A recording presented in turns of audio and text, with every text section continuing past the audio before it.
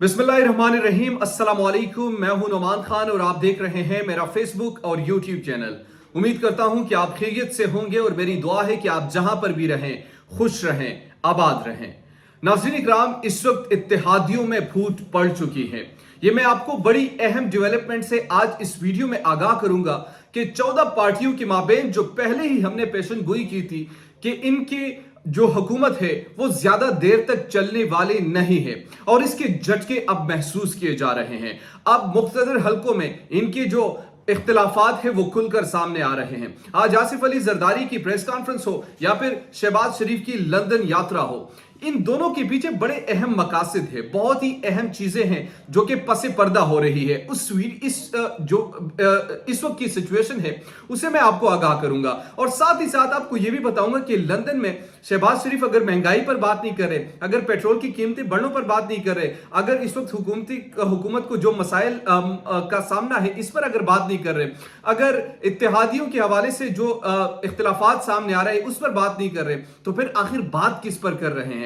वो लंदन क्यों गए हैं? आसिफ अली जरदारी का आज मीडिया के सामने आना और फिर जनरल बाजवा को सल्यूट करना, न्यूट्रल कहना, बहुत सारी अहम चीजों की तरफ इशारा करता है, बहुत सारी अहम चीजों की तरफ ये गवाही देता है कि अब ऐसा होने वाला है। अब इनकी जो सफों में आपको नजर भी आएगा आने वाले चंद दिनों में कि इनकी माबेन किस तरीके से इख्तिलाफात खुलकर सामने आते हैं। आसिफ अली जरदारी ने शहबाज शरीफ को यह नसीहत क्यों की कि दलेरी के साथ आपको मुकाबला करना चाहिए। आसिफ अली जरदारी की सबसे बड़ी ख्वाहिश इस वक्त यह है कि पाकिस्तान मुस्लिम लीग नून को पंजाब से दफन किया जाए, क्योंकि इनको यह लगता है और जहां तक मेरी मालूमात है, मेरी अपनी असेसमेंट है, मैं यहां तक जानता हूं कि पाकिस्तान पीपल्स पार्टी की यह ख्वाहिश है कि पंजाब से पाकिस्तान मुस्लिम लीग नून को कमजोर किया जाए और तहरीक इंसाफ को वो इतनी पार्टी समझती नहीं है।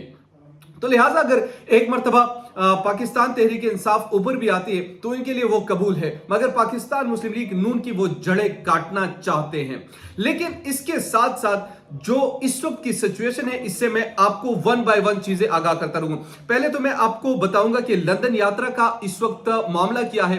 दूसरे फेज में मैं आपको बताऊंगा कि आसिफ अली जरदारी का जनरल बाजवा को सल्यूट करना या उन्हें न्यूट्रल करार देना या फौज के हवाले से ऐसे स्टेटमेंट्स देना, ये किस तरफ इशारा करते हैं। तो अगर अभी तक आपने हमारे चैनल को सब्सक्राइब नहीं किया तो काइंडली हमारे चैनल को सब्सक्राइब कीजिए, बेल आइकन को प्रेस कीजिए ताकि नई आने वाली और लेटेस्ट अपडेट से आप बाखबर रहे। इसके साथ साथ अगर आप अपनी राय देना चाहते हैं या अपनी कोई हमें फीडबैक देना चाहते हैं तो काइंडली कमेंट बॉक्स में आप हमें दे सकते हैं, इससे हमारी वीडियोस में भी बेहतरी आएगी।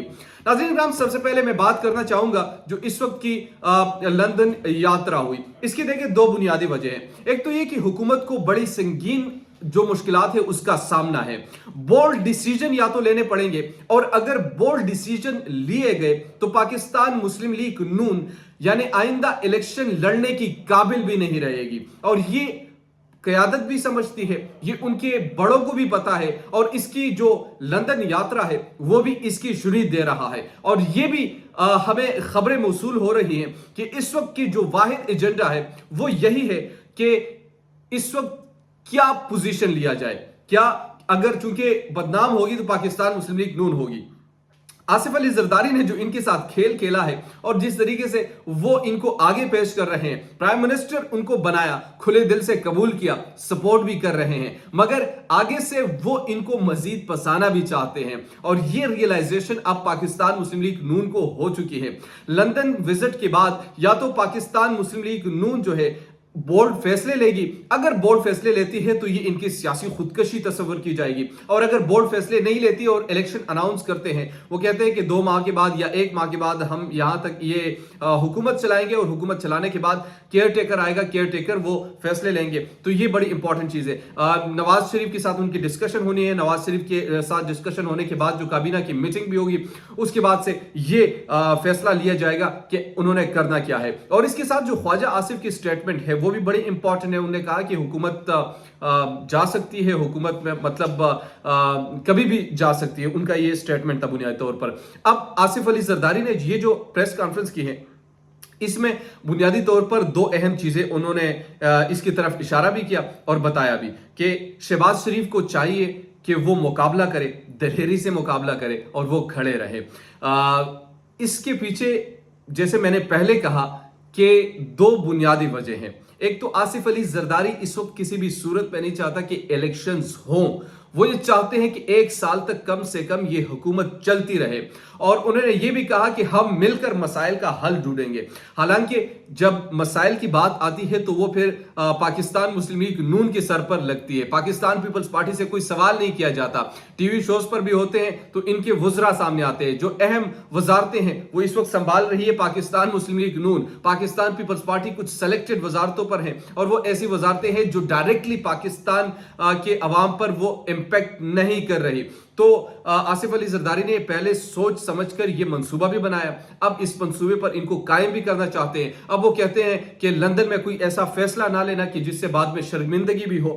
تو انہوں نے یہ ریکویسٹ بھی کی ہے کہ جب یہ دوبارہ آئیں گے ہم اتحادی مل کر بیٹھیں گے, کسی کا کوئی ایک فیصلہ نہیں ہوگا, ہم مل کر فیصلہ کریں گے اور مل کر ان تمام مشکلات کا حل ڈھونڈیں گے. مگر مجھے نہیں لگتا کہ اس صورتحال میں پاکستان مسلم لیگ نون مزید اس پوزیشن میں ہے کہ وہ سروائیو کرے. پاکستان مسلم لیگ نون مزید اس چیز کو آگے لے کر جائے.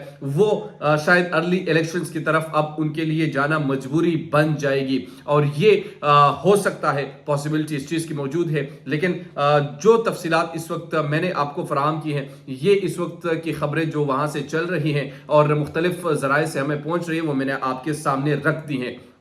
آصف علی زرداری اور پاکستان پیپلز پارٹی اس وقت ٹینشن میں بھی ہے کہ وہاں پر کیا مشاورت ہو رہی ہوگی, کیونکہ نواز شریف کے حوالے سے یہ بھی کہا جا رہا ہے کہ وہ اس وقت خوش نظر نہیں آ رہے ان تمام چیزوں سے. اگر نواز شریف اس تمام صورتحال سے خوش نہیں, اور اس حکومت سے جو کہ برڈن انہوں نے خود اپنے سر لی ہے, وہ اس کو کیسے برداشت کرے گی, عوام میں پھر کیسے جائے گی. تو یہ وہ اہم چیزیں ہیں جس کے لیے پاکستان مسلم لیگ نون کو آنے والے الیکشن میں نہ صرف تیار رہنا ہوگا بلکہ اس کو ڈیفینڈ بھی کرنا ہوگا. اس حوالے سے عوام کو بتانا بھی ہوگا, اس حوالے سے عوام کو آگاہ بھی کرنا ہوگا, اور عوام کو اپنے ایکسپلینیشن بھی دینے ہوگی. کیونکہ جب انہوں نے اقتدار سنبھالا تھا تو کسی کی زور زبردستی پر نہیں, ان کی اپنے ول پہ ہوا تھا, ان کے اپنے خواہش پر ہوا تھا. شہباز شریف جو تھے وزارت عظمیٰ کے لیے مر رہے تھے, اور وہ یہ چاہتے تھے کہ وزیر اعظم بن جاؤ. اب اگر وہ وزیر اعظم بن چکے ہیں تو اب یہ فیصلے ان کو کرنے پڑیں گے, کیونکہ دو چیزیں بتائی جا رہی اس وقت. یا تو پیٹرول اگر مہنگا ہوگا یعنی 200 تک اس کی قیمت جا سکتی ہے, لیکن وہ فیصلہ ابھی تک نہیں لیا جا رہا. اور اگر 200 تک قیمت جاتی ہے تو اٹس مین کہ تمام چیزوں کی آٹومیٹکلی قیمت انکریز کر جائے گی. ڈالر کا ریٹ آلریڈی بڑھ رہا ہے, ملک ڈی اسٹیبلائزیشن کی طرف بڑھ رہا ہے.